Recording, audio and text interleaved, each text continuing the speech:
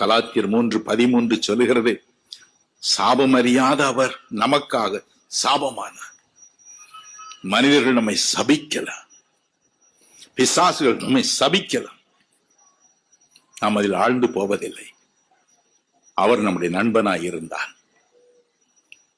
அவர் சொல்கிறார், எல்லா சாபமும் என் மேல் வரட்டும், எல்லா சாபமும் என் மேல் வரட்டும். வேதம் சொல்லுகிறது, அவரே சாபமாக மாறி போனார் என்று.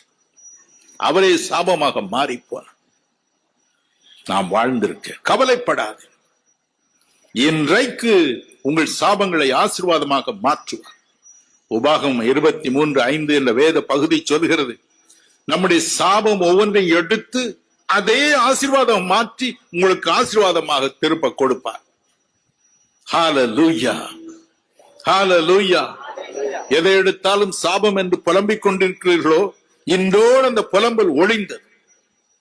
இன்று எல்லா சாபத்தையும் வாங்கி கொண்டு ஆசீர்வாதத்தை கொடுத்து அவர் போக காத்திருக்கிறார். காரணம், எல்லா சாபங்களையும் சிலுவையில் ஏற்று சாபமாக மாறி